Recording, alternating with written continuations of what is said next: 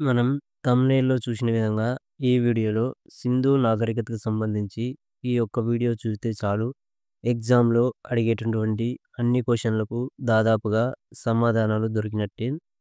ఎందుకంటే ఎగ్జామ్‌లో అడిగే ఇంపార్టెంట్ క్వెషన్స్ అన్నీ కూడా ఇక్కడ ఈ వీడియోలో ఎక్స్‌ప్లెయిన్ చేయడం జరుగుతుంది.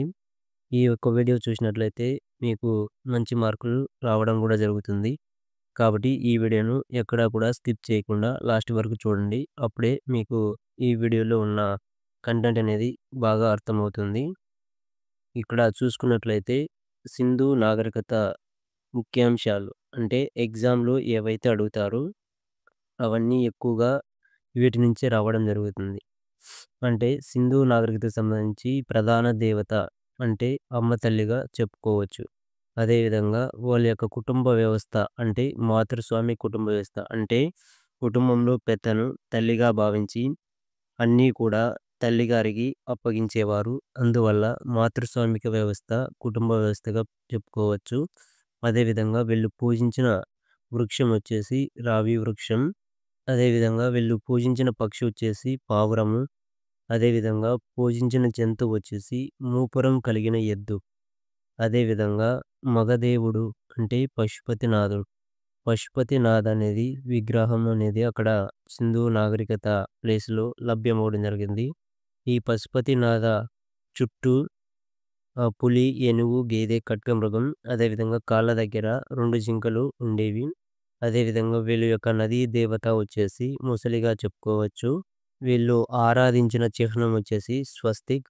ఈ స్వస్తిక్ అనేది అభివృద్ధికి చిహ్నంగా వాళ్ళు ఉపయోగించారు. వీళ్ళ యొక్క లిపి వచ్చేసి బొమ్మల లిపి లేదా సర్పలిపి లేదా చిత్రాల లిపి అని పిలుస్తారు. దీన్ని బౌస్ట్రోపోడస్ లిపి అని కూడా పిలుస్తారు. ఎందుకంటే వీళ్ళ లిపి అనేది ఒక బొమ్మల మాదిరిగా ఉన్నవి. ఆ కాలంలో బొమ్మలు ప్లస్ అక్షరాలు కలిసి ఉన్న వల్ల వీటిని బొమ్మల లిపి లేదా సర్పలిపి లేదా చిత్రాల లిపి అని పిలిచేవారు. అదేవిధంగా వీళ్ళు ఉపయోగించిన రాయి వచ్చేసి స్టియోటైట్. స్టియోటైట్ అనే రాయిని వీళ్ళు ఉపయోగించారు. వీళ్ళు వినియోగించిన లోహం, లోహం వచ్చేసి ముఖ్యంగా రాగి, కంచు, బంగారం, వెండి ఈ ఈ 4 రకాలు గూడా వీళ్ళు లోహాలనేటివి ఉపయోగించడం జరిగింది. వీళ్ళు ప్రయాణ సాధనం ఎక్కువగా వీళ్ళు ఉపయోగించిన ప్రయాణ సాధనం వచ్చేసి ఎక్క లేదా ఎడ్ల బండి.